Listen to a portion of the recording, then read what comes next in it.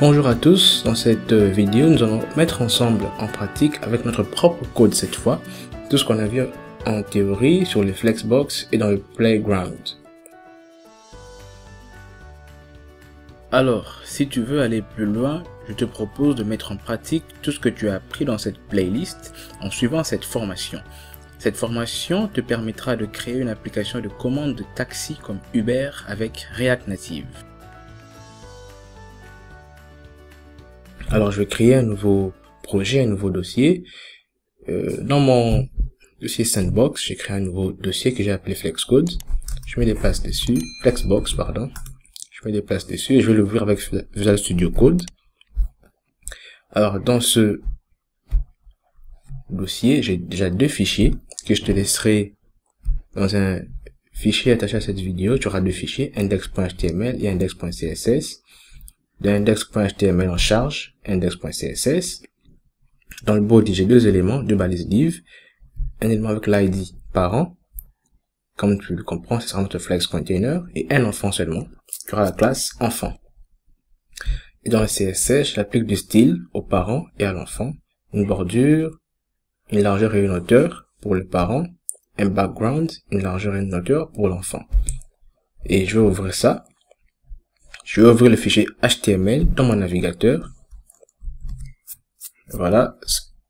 J'ai le parent qui est là et l'enfant qui est tout en vert. Alors, maintenant ici, on va mettre un peu en pratique l'alignement, les dispositions, le layout des Flexcode dans le cas où l'axe principal va de gauche à droite. Alors, premièrement, d'abord, je vais dire que cet élément doit être un flex container. Alors, je mets display flex et ensuite je mets flex direction pro. Alors j'actualise, rien ne change. Maintenant ce que je veux, je vais aligner ce box tout à droite à ce niveau du flex container du parent. Alors bien sûr l'axe principal est là, il va de gauche à droite. Moi je vais déplacer, aligner ce box tout à la fin à ce niveau. Alors, la propriété qui modifie l'alignement des enfants par rapport à l'axe principal, c'est quoi? J'espère que tu t'en souviens, c'est Justify Content. Et vu que je veux que ça soit à la fin, je lui mets Flex End. On vérifie, je sauvegarde, j'actualise, bam, il est maintenant à la fin. Et cette fois, je veux qu'il soit à la fin de l'axe principal et aussi à la fin de l'axe secondaire. L'axe principal est là, l'axe secondaire est là. Si je veux que ce soit à la fin de l'axe secondaire, celle-ci sera vers le bas.